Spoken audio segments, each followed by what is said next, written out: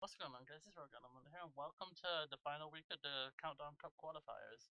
We're going to be going through the 12 or 13 games that we have this week. There are a lot of big games this week. Few teams that are still trying to get qualification, and a couple of teams who are trying desperately to get their last win of the season, the last chance to get their first win, I should say. But before we start this video, I'm starting this off with the videos now. If you could please hit the like button and subscribe, that would be very much appreciated. And we'd both love you forever. So, without further ado, we're going to get Yeah. into these predictions.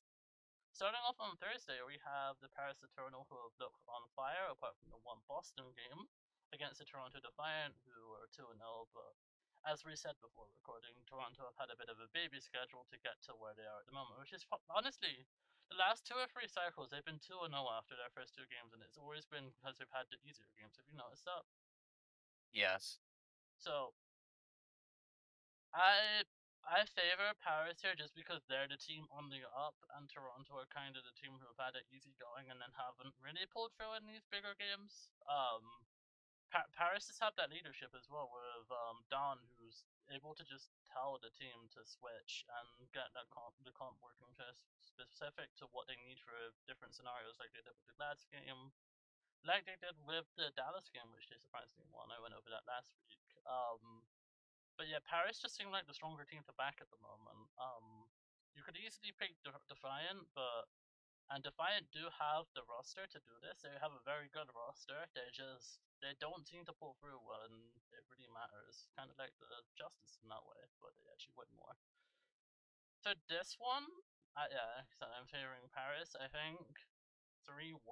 I think Toronto have the ability to take most control maps. They've been really strong on taking control maps off of most teams throughout the season. The Shock, they've taken, I believe they took one off of the Gladiators at one point. Think so. The Outlaws, I know they have. So yeah, I think Paris take this one in a 4-map 3-1 series. Okay. I have some explaining to do because I'm sure a lot of people are going to be very confused because I'm taking Toronto here. And yes, I know I sounded like a robot when I responded to the fact that they have a baby schedule, but they did really have a baby schedule. But this is a statement for Toronto because I think Toronto is sort of a gatekeeper for that mid to upper table, especially in the West. With a very top heavy West, teams like Dallas, Houston, San Francisco, Atlanta, even Paris at times. But I think Toronto has the talent, and even though the schedule has been easy, we've seen that talent shine through a lot, especially I know you brought it up in that shot game, even though they went down 3-1. That team was still giving Shock a run for their money every map. And I think this is a team that can give Paris a run for their money and possibly beat Paris, which is surprising because Paris is on the up and up at the moment with their team chemistry finally showing through for the first time in like 3 cycles now, I think. But I could see Toronto pulling away with this just based on the fact that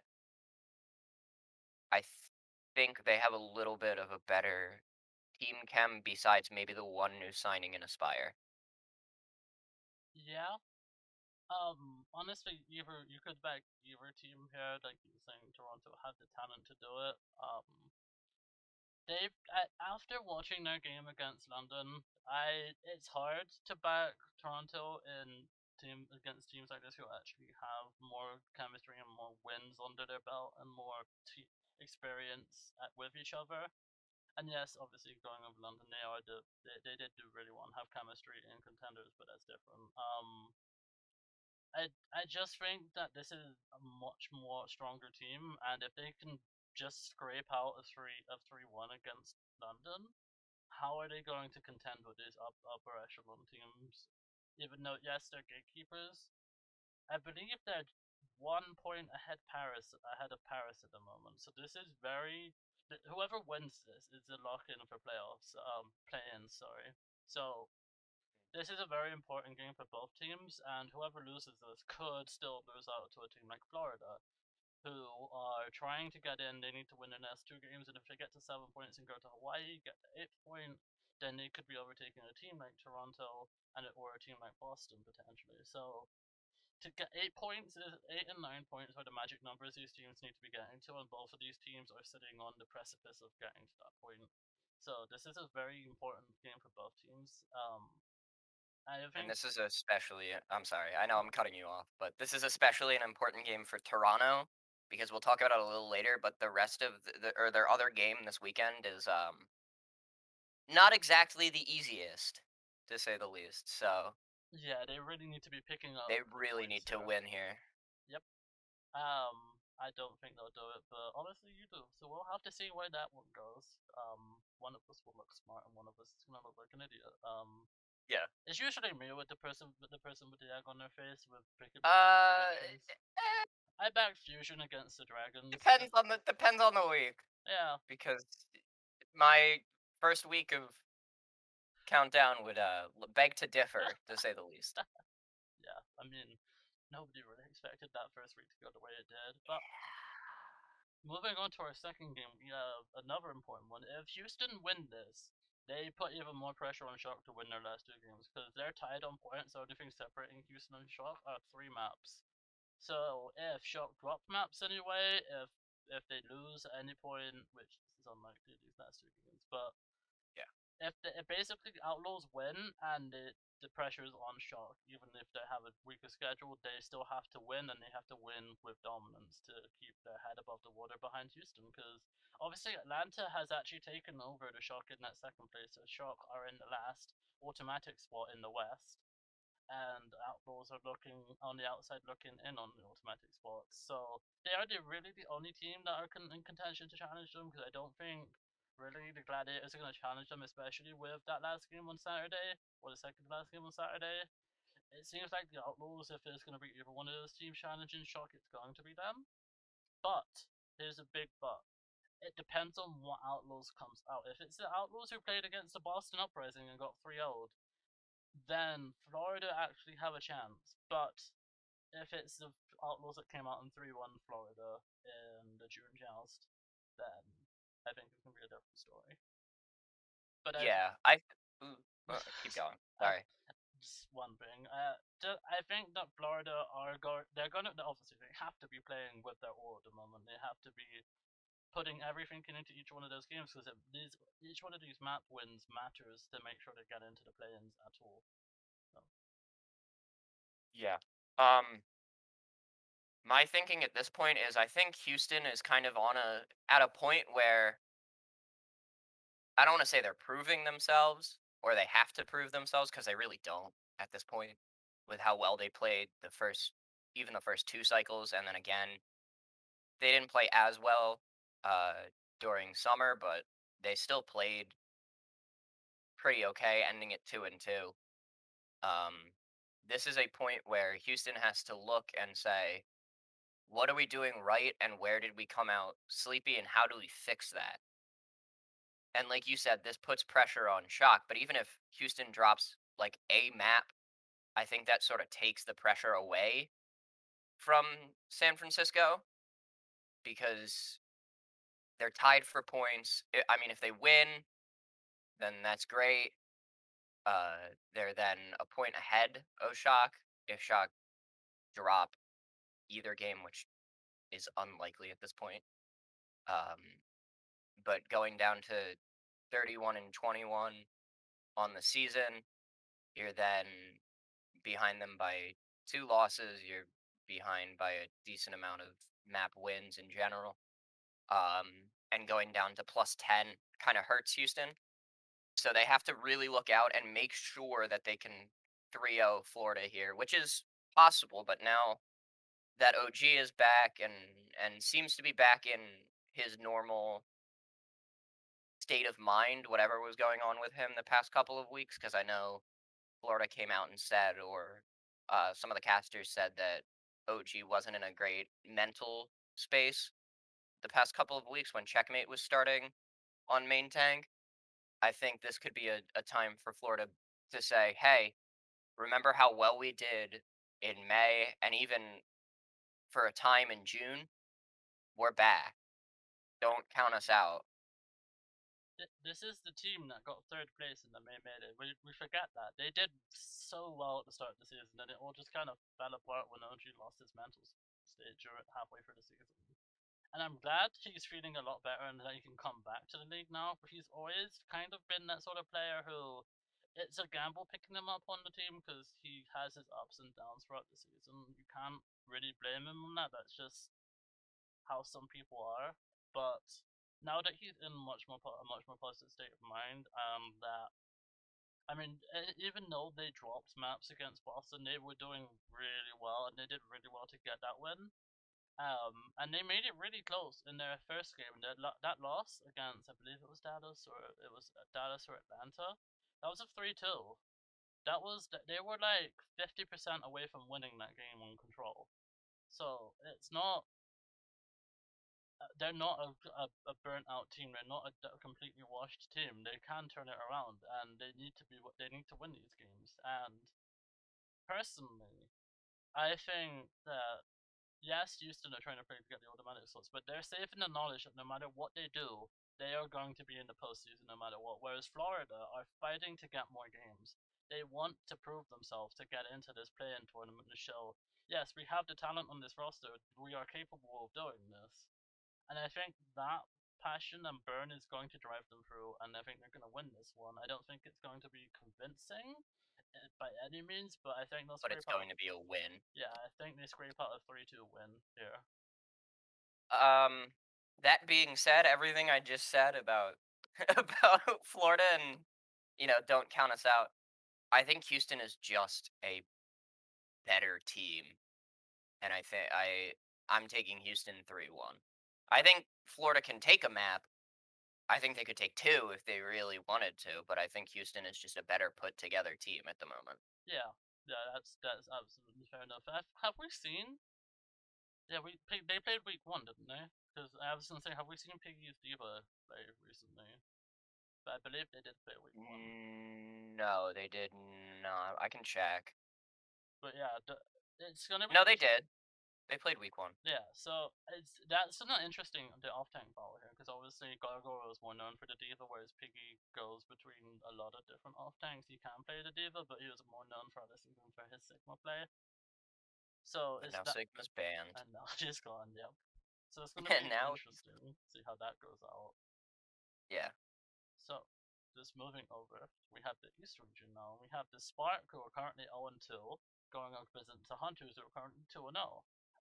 If the Spark need to win to keep their postseason hopes alive, because I believe they are hanging on the precipice of going out of in the overall season. I believe they're tied on points at 7 with the New York Excelsior. So, Yes. if they don't win these games, they let the New York Excelsior have a chance to go to Hawaii and have a chance to get that extra point to overtake them here. Because New York are done for the season. They don't have any more regular season games. So this is all on Spark getting one of these two wins, these two games. This one is slightly less winnable, but Spark have been the team to come out when it's very clutch and beat these bigger teams. I mean, they've beaten Shanghai. They've taken it all the way with Seoul. They can contend with these top teams when like the right coaching is behind them, when the right play style and mindset is behind them. Yes, Mm. they've had issues, and I don't think this new coach has really brought in the right style of play for the Spark, especially considering they lost their first two games. So on that, Yeah. I back the Chengdu Hunters here. It's their meta. This bull diva meta it's their meta. I mean, they're experimenting with the diva and the Zarya. Late Young has been come into his own since also retired. He he really stepped up in a big way for because they needed a solid off tank after Elsa decided to retire, and he's come in and he's been really good for them. Quite honestly, I mean, he got them. He was part of that team that helped get them to the Summer Showdown finals. So I think I backed Chengdu Hunters here 3 maps to 1. I'm also gonna back Chengdu. I think Spark take two maps just because I think the Sparker again. A lot of this for me personally comes down to what teams are trying to prove themselves coming out of this last cycle and going into playoffs and grands. And I think Spark has a lot to prove because consistently played well every cycle, unsurprisingly. I guess sort of surprisingly, but for me, very unsurprisingly because of how this roster is made up and who's on this roster. Um, but I think they have a lot to prove. I think they wanna tell people, hey, that run a few cycles ago, I believe it was June that they went 4-0 Yes. or 3-1. No, they went. I can't exactly remember. But that cycle where they played really well and looked like a team that was an upper echelon APAC team all of a sudden faded away, and they want to, like Florida, say, "Hey, we're not done yet. We didn't disappear. We're still here." But I think Chengdu is not exactly the team to make that statement against right now. No. I think they're gonna have that chance a lot more in their last game. Speaking of who they're playing in the last game, we have the LA Valiant against the Guangzhou Charge. These are the last two games we ever have to talk about this Valiant team until at least next year. So Listen, do we need to talk about it? no, Really? we don't. These are the bottom two of APAC, so there is precedent for Valiant to take a map here. Yes, but that being said, it is the LA Valiant, and that's all I have to say about this match. Yeah, It is the LA Valiant. That's all. I think it's easy to go. You could go 3-1. Did Valiant have taken maps off the people? They took a map of the Philly Fusion. I'm sure you don't Yeah. want to be reminded of that, but they did. So it's possible, but I think the Charge are more likely to get this win. I mean, they're definitely gonna get it. It's just how many maps they drop in that process. Yeah. I'm gonna go 3-0 for now. I'm also gonna go 3-0. I think we always have to go 3-0, and then if Valiant surprise us somehow and take a map, Well, good for them. good for them. All right, moving back over to West. We're gonna go this in this order this week. Um, we have the battle for EU, and not only the battle for EU, but as the as the Paris Eternal SMM put this, this is the battle for sparkling water. Yep, Yes. yep. Yep. Sparkling water. Just Um, social media managers. they're great. Let's say so. The last time this happened, this was a 3-1 to the Paris Eternal, I believe. London looked good on control, and then they kind of fell apart, which has kind of been the story. They kind of look good on a map or a couple of maps, and then it goes downhill. There Yeah. is precedent to get a win here. I don't think it's as likely as their other game, but We'll Paris see. Paris could be preparing more for the Toronto game. And playing games back to back, especially because they're EU, so they're playing these games at 9 p.m. Hmm. So back to back games playing quite late in the day for EU. It could take a toll on them mentally. I don't know, but um, Paris is the easy team to back here. You could be a Chad, and I really want to. I really want to. I want to see them win. I just want to see. But yeah, Paris have looked far better. And Paris are obviously fighting to keep it into the play-ins they need both wins realistically here to make sure they're on a lock. This would get them to 9 points. Um, and I don't think that. I think this is going to be another 3-1. I think London Yeah. have the precedent to full hold again on pushcart escort because that's Yes. what they seem to be doing every single game. But yeah, yeah, 3-1. I do want to put out there that I think this is a very different London team than we've seen basically all season. I mean, we saw it against Dallas, and that game being very winnable. And basically at every step for London, that Paris game was very winnable. They made a few very large mistakes, including but not limited to letting Hottie play ball. Yep, That's it. yep, they did Just do letting that. Hottie play ball was kind of their biggest mistake because I think once they figured it out, especially on the push cart, or I'm sorry, escort map, when they sort of ran a Rhine comp that I don't think Dallas was expecting, we sort of saw them go on a roll and full hold, and then, obviously on their attack, they pushed it with a decent time bank. but don't particularly sleep on London right now because they're improving. They're improving very quickly. And I don't think Paris is gonna sleep on London either, especially not playing last week and watching them do what they did against some of these top tier teams, either taking it to the brink or close to the brink with both their games.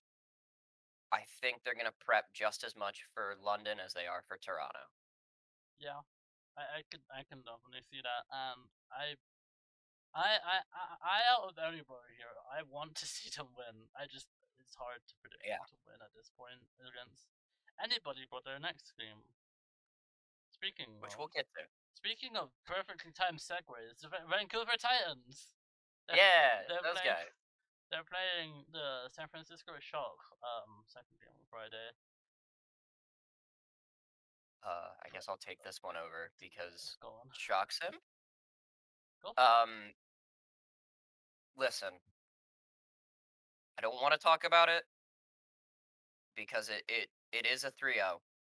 I'll put that right out in the universe. It is a 3-0.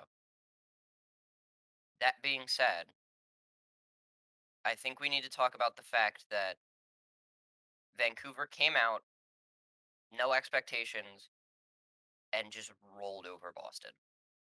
I think that is something that the Shock need to be aware of, and I think they're really going to prep for Toronto, obviously because Toronto is the scarier game this weekend for the Shock. But they need both of these wins. They don't need both of these wins, but they need both of these wins to be in. I think they're in regardless, as far as I'm aware, at the moment. Um, Being in fifth, and especially if Florida drops the Houston game, that moves Houston up to where Florida was, and Shock move up. But I think Vancouver has something to offer right now because they're so discounted at this point that I think they could take maybe a map, but I'm really expecting that that Boston game was just a blip in the system and Boston wasn't prepared for Vancouver because they were prepping for a different game or they just came off a game last week that they were just like, yeah, it's just Vancouver. Nobody really thinks about Vancouver. And they were more prepping for Florida, which they also lost. But that being said, it's a 3-0. Shock's just a better team than Yeah. Vancouver. I don't see them dropping a map to them. I think one thing the Shock have to be careful with here is actually respecting them because they did not do that in their last game.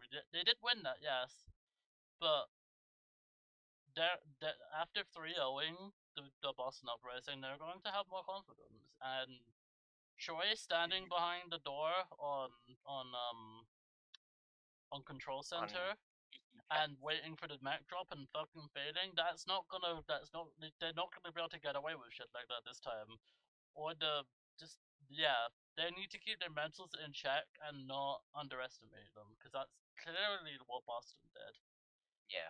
They Um, need to play their game yeah, the way they play their game because you can do funny stuff like that, but you need the lead to be able to do stuff like that. yeah, Like you need to have at least a two map lead at that point. and not be a Philadelphia Fusion. But Yeah, I that's think besides. I agree with you here. I do think this is a 3-0, but there could be a meme upset on the cards here. Be I, I'll, careful. I'll put Vancouver's sneaky all of a sudden. I'll put that out in the world. There could be a meme upset because Yeah. you did that last week. Mm. All right, going into the last game for Friday, we have the Florida Mayhem's last chance to get into play-ins here. They're playing the LA Gladiators, and while I can back them, I was saying before this I was gonna back them, but I don't think. Yeah, I don't see Florida being able to beat a Glads team that has been very prepared. Almost, I mean, they're 1-1 in countdown, but that's discounting the fact that they play Sorry, I'm taking a second because I have to scroll through everything now. They played. Now I can't find it. Oh, Atlanta. Yeah, so they lost to the team that went 4-0 this cycle. It's not. Yeah, they didn't lose to a baby or like a bottom table team. They lost to the best team in NA Yeah, at the moment. Um, so I think they're going to be very prepared for this, especially with their next game um, this weekend. I think they're going to be ready and they're going to say, we need to remind people that we are here and we've been here and we're not going away. I think Uh, another thing based off my predictions as well. Florida would have just come off of a really long 3-2 series with Houston the previous day. Are they going to be mentally sound enough to be able to then go into this Gladiators game and also get that win? I'm saying no. It's doable, but Gladiators isn't going into this fresh. This is their first game of the weekend. mhm, Um, and I think that definitely helps from any team, no matter if it's esports or sports. So going in fresh is a lot more than just coming off of a win, yes, but a very hard fought win. It drains you mentally for an unspecific amount of time, depending on who you are. yeah. So, Or I, in my case, coming off a pretty crushing loss to a team that could be beatable for Florida at this point. I'm going to go 3-2. I think that Florida have the potential to take two maps off of this. They've done it with Atlanta, who have gone on to be the best team in the division this cycle. I think they can do that with the Gladiators. Do I think that they can get the win? I think that there is the precedent for reverse sweep here. Gladiators take the 2-0 lead and kind of take the foot off the pedal like they did with Paris. But Gladiators win this 3-2. That's what I'm going to go with, at least. I'm going 3-1. I think Florida mentally is going to be pretty boomed because I did 3-1 Houston. So I think mentally Florida's going to be a little boomed and Glad's coming off a week of rest, being their first game after, that pretty crushing defeat to Atlanta week 1. Yeah. Um I think this is where Glad's come out and show their stuff again. Yeah. I think that they're definitely going to come out the stronger team. Not really can't segue. This is using the segue. No. The The other Los Angeles team? Yo, it's the other LA team that's not really in LA anymore. No. 3-0. Chengdu, Yeah. well, yeah, Chengdu Yeah. got a 4-0 stage. They're at the top That's seeding. that's all. That's That's all all you have for to now. know. All right, moving into the last game. This is this is This is vital a for big one, this is vital for surprisingly. this. Yeah, the Spark have to win this. If they don't win this, then they let the Valiant go to the Valiant. Oh, Nope. the Valiant are going to Hawaii? Never mind. They let the Excelsior go to Hawaii and potentially overtake them in the standings for bonus points. So if they get this extra point here, then that means NYXL have to not only qualify for Hawaii, they have to get all the way to the finals to want to overtake them. So I think they're after losing to the Hunters, they're going to come into this and think, okay, we need to win this. This is huge for us. We get into play-ins for this, and I think Mhm. they do it. I think that they're gonna win this one 3 maps to 1. Although there is a precedent for going through charge to take 2 maps, they have been doing very well against a lot of these other teams. I mean, they beat the NYXL. They've taken a couple maps off of a few other top APAC teams. They took 2 maps off the Sol at one point. So yeah, there's precedent for 1 or 2 maps for the charge, but I think the Spark win this no matter what. Add to that the fact that the last time I believe that the Spark and the Charge played, they they did very well against the Spark, even though they lost 3-1, unless they also played in May.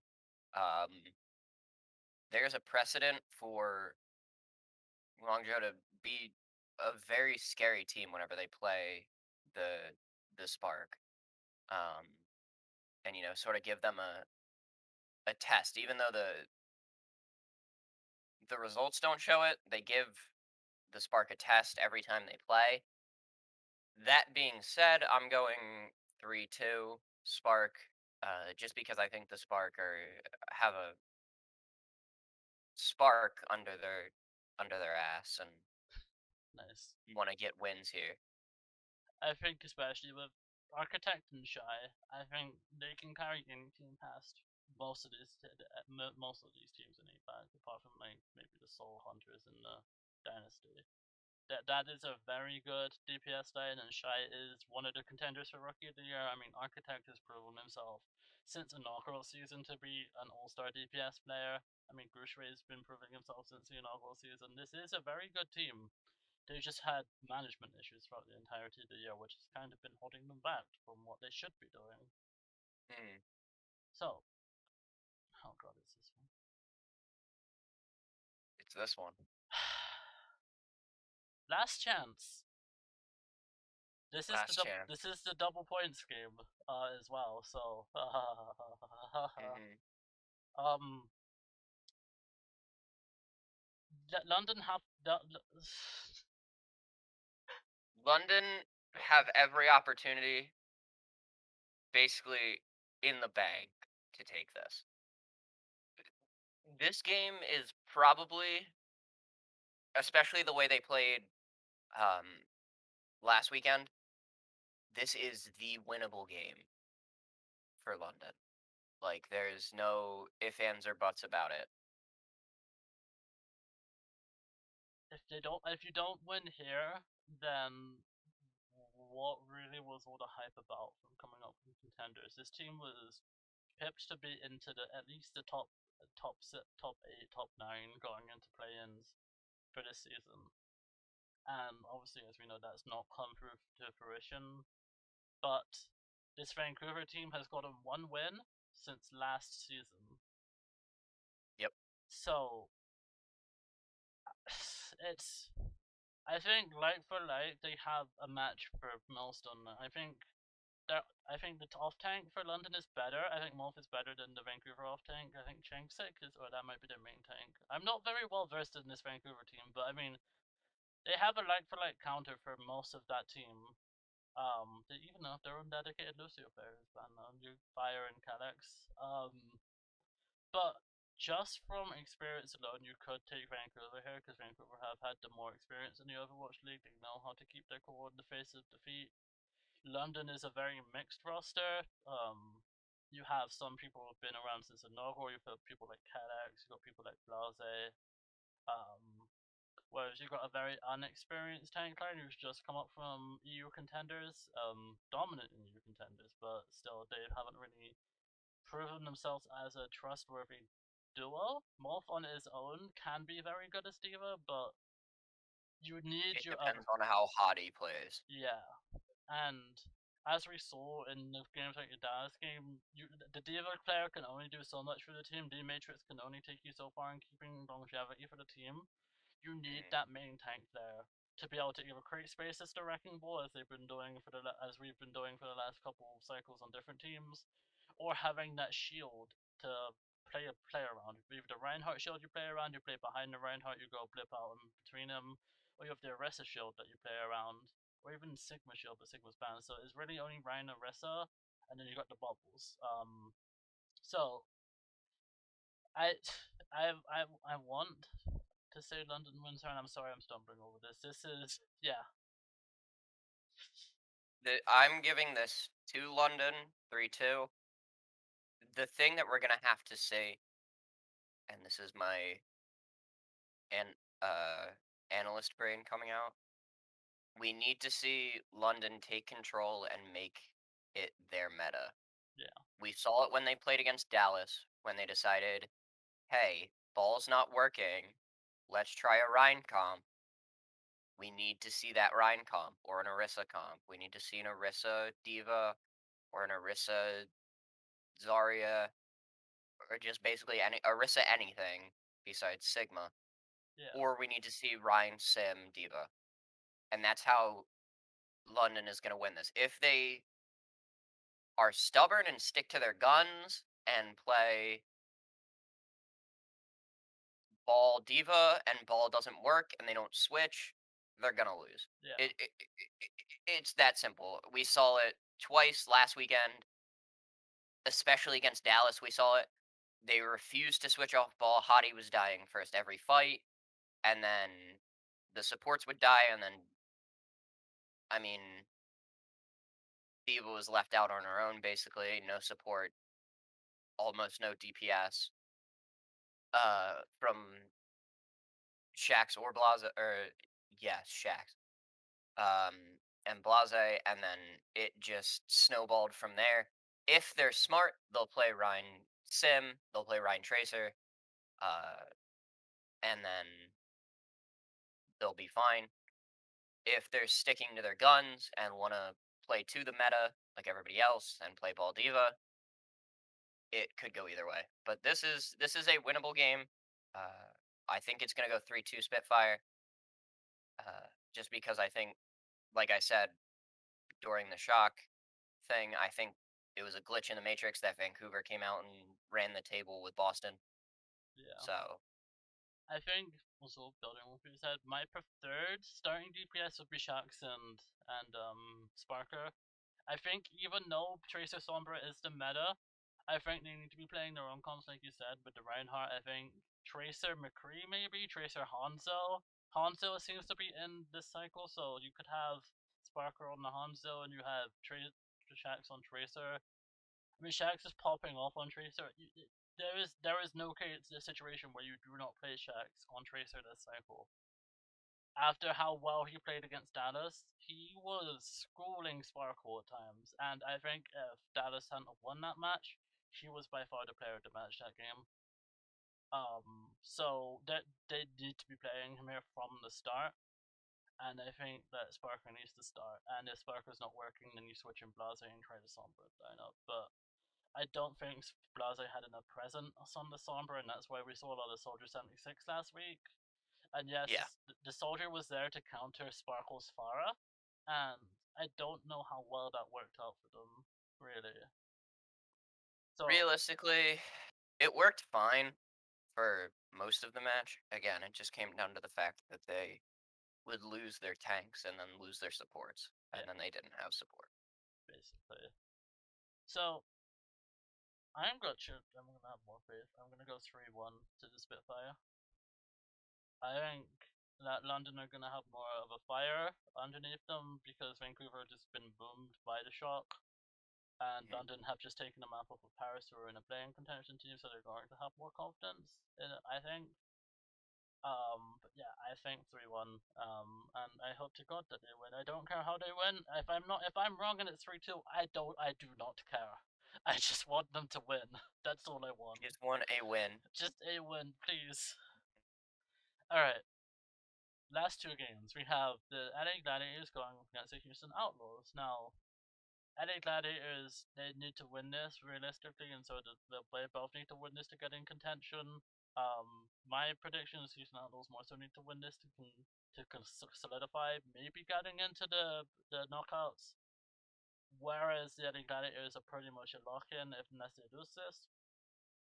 I think on paper the LA Gladiators have the stronger starting DPS and the stronger starting support line than the Houston Outlaws do. Where it comes down to is if Space is actually playing Space and I forget their main tank's name, but Space and their main tank player need to Use. be yeah they need to both be playing at their max potential because either if it's Django or if it's whoever they want to put on to main tank, they need to they need to be able to match them like for like because that's the only area I think Houston have an equal match against the Gladiators.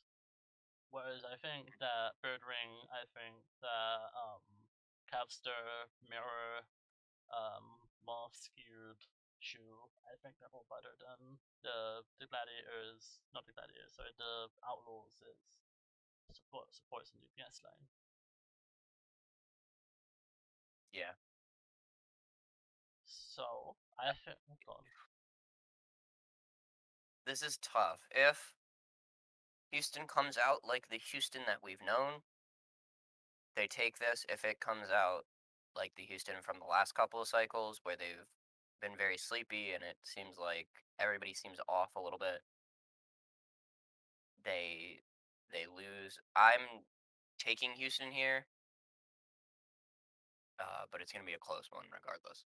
I think I'm gonna bet the Gladiators here. I think yes, I'm predicting Houston to lose both games, but I honestly like I said in my breakdown, I think that the Gladiators have the better composition on lineups for or even predicted lineups than the Owls do. And yes, they Mm. have the pop-off potential in these players. Dante has the potential to be one of the best racers in the league when he's not up his own ego. Um, I think that Happy is really good. I mean, there's a reason they picked him off of the Guangzhou charge from last season. He is a really good hit scan player. Yes, hit scan is not the best this cycle, but still. I I mean, think he can still come out on McCree and just kind of do yeah, things, and even they've even been playing Happy on December, I believe, in this cycle. So hmm he's got a larger hero roster than we initially anticipated. I don't remember if he really played Sombra in the charge, but I didn't really watch season three, so there's that. For this game, I'm gonna go 3-2 to the Gladiators. Yeah, 3-2 Outlaws. we'll see how that goes. Moving into our last game, before Knockout Sunday, we'll give our predictions or who we think, based off these predictions, who we think are gonna win Knockout Sunday, but we can't actually predict them at this point on the website. But we have the San Francisco Shock take on the Toronto Defiant for this last game. Now, Toronto need to win this game. Even Yep, though it's against a Shock, they need to win this game to make sure they don't get overtaken by any team. Because Florida can still go to Hawaii even if they go 2-2. Because Dallas have also gone 2-2. So and at this point, Toronto will be two two and and two. two. So they don't win this. They open up the door for a whole multitude of teams or the two teams behind them to overtake them. And quite honestly, I'm sorry to any Toronto fans, you're not winning this. No, Shark want to ensure that they get this automatic slot, and they want to actually go to Hawaii because even though they think Hawaii is overrated, I'm sure they're desperate to actually go to a tournament and have the chance to compete to win something this season. Even though yes, they're going to be going for play-ins or playoffs at this point, they're gonna want something under their belt to go and build off going into the playoff season. yep. So I'm gonna bet. I've been bitten in the ass by backing Shock, but I feel 3-1. I think Toronto have the potential to take the first control map, and then Shock run the show from there. The sad Shock fan is back. Are you ready? Are you ready, kids? Here we go. So we've seen this match before. 2 cycles ago, last cycle, Yeah, and June Joust. and we saw how that went. I think this is a different Toronto team at this point, especially having Aspire locked down. I think it changes things for Toronto. That being said, I'm gonna give it to Shock 3-2. I think Shock is finally finding their footing after sort of sluggishly coming out and trying to figure out what's going on without Striker all of a sudden, because it was very sudden um, when he retired. But I think this is Shock's table to run at this point. And I think just based off history and based off the last match, I can't see Toronto winning this. Obviously, there's the very good meme that Shock can't win control, and maybe they don't. Maybe they don't win control again, but um, coming out and knowing what you're doing and sticking to your guns, especially coming off not a big win, but a win against Vancouver, and having that under your belt, and having the fact that you're going to be in playoffs, regardless whether that's the auto bid where they don't have to go to play-ins or they have to go to play-ins um, for playoffs. I think they're not going to take the foot off the gas, but I think they know what they're doing, and I think they know how to beat Toronto, and they'll go back through that last Toronto game and say, where did we drop? What happened when we dropped the map on control? How do we fix that? How do we go in and say this is what we need to do? Whether that's for some reason running a Rhine comp, doing their normal and switching out Super and Smurf for control and that sort of thing, or they just sort of run the table. I think I don't see a future where Toronto takes more than 2 maps. I would just like to pick up on something you said there. You backing shot. Which control map are you backing them to win here? Because they have to win one of them to win 3-2. Yes. Probably the last one, Okay. because whenever they go into that last control map, I think they figure out what they're doing. I mean, we've seen it when they go to that 3-2. Anytime they go to that 3-2 and go to that last control map, I think they sort of figure out, hey, this is how we have to play. This is what we have to do. Um, and most of the time they take it. Obviously, they didn't take it against Not here. Dallas, which is unfortunate, or Glads. But um, yeah, this is Shock's game to win. I think as well, we have to talk about the fact that they do have a like for like counter for Aspire. They've Ans come back, which is new since the last time they played. So Mhm. if he's actually got acclimatized to the game again and to the league again, he has pop Which off it seems like potential at he any may point. have. Yeah, he was literally probably, if not the best, then top five hit scans last season. And last season was his rookie season. Yeah, he retired after his rookie season, but he's back now, and I'm hoping that we can see some more pop-up from him, especially going into the playoffs. Mhm. So, based off of these, who are you backing to go to Hawaii? Two teams from each region. For West, I think the obvious choice is Atlanta. Yes. I think that second choice is very open at the moment. It could be Glads if Glads make it to knockouts. It could be Florida if Florida makes it to knockouts. Could be Toronto if they make it. Because basically everybody but Atlanta and Shock are going to be 2-2, I think, and maybe Houston. Um, in that top table. So I think for me, I have to back Shock. I think it's going to be Shock Atlanta from West. Um, from East, East is much more open. I think Chengdu is sort of a lock, especially if they go 4-0. I think the second one, Philly and Seoul are very close, both in general team composition and roster composition, and also in skill. That being said, I think it's going to be Chengdu and Seoul from East, but Philly could sneak in and make a tournament here. I'm gonna marry you for West, but I think Gladiators are a sleeper pick to actually make it for this one. They've gotten so close 2 times in a row, and this could be the time they break through. And if they're playing Shock, then they could honestly make it. Definitely could be a breakout if they're playing Shock. If they're not playing Shock and they have to play, But say, then, Atlanta, sorry, yeah, sorry, Glads fans, that's not happening. Saturday it was part 100. But I Hmm. think Shock and Atlanta are the easier picks to go for here. But like I said, Houston or LA could easily make it.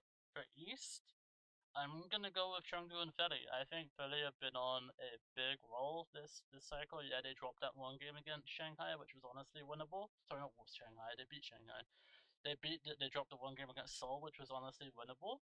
Um, and if they go up against Seoul in the knockouts, then I don't know, but I think that they can. I think that this will be their cycle, and I think this they need to get there to ensure that they're in play-ins, to make sure that they're not overtaken by any teams. So yeah, I'm gonna go for Atlanta, Shock, and Philly Chengdu for the knockouts. For the knockouts for the actual tournament. So we both hope you enjoyed this video.